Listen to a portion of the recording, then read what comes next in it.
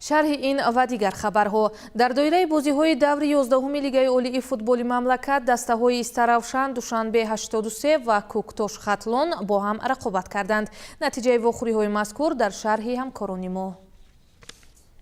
ду бозии боқимондаи даври 11-уми чемпионати Тоҷикистон миёни дастаҳои Лигаи олӣ санаи 13 август баргузор гардиданд ки Истаравшан дар майдони худ бо Душанбе 83 қуввозмоӣ намуд. Тими футболи Хатлон бошад дар меҳмонии Куктош қарор гирифт. Бозии дастаҳои футболи Куктош ва Хатлон бисёр ҳам ҷолибу диданӣ баргузор гардид.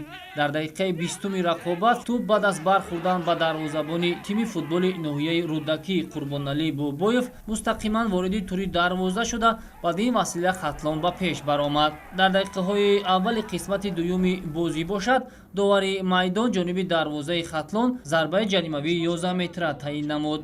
Футболбози дастаи Куктош Муҳаммад Саид Саидхуҷа зарбаи ҷаримавии 11 метраро иҷро намуда, ҳисобро 1-1 намуд. Дар дақиқаи 76-уми рақобат футболбози дастаи Куктош Далер Ёдгоров аз як вазъияти мусоиди голзанӣ истифода карду бори дуюм тӯбро вориди тури дарвозаи Хатлон намуда, ғалабаи дастаашро дар ин вохӯрӣ мушкил таъмин намуд. Ҳамин тавр дастаи Куктош дар майдони худ дар даври 11-уми чемпионати Тоҷикистон тими футболи Хатлонро бо ҳисоби 2-1 шикаст дод. Дастаи Хатлон дар навбати худ дар сурати пирӯзӣ имкон дошт ки ба зинаи дуюми ҷадвали умумии чемпионат барояд.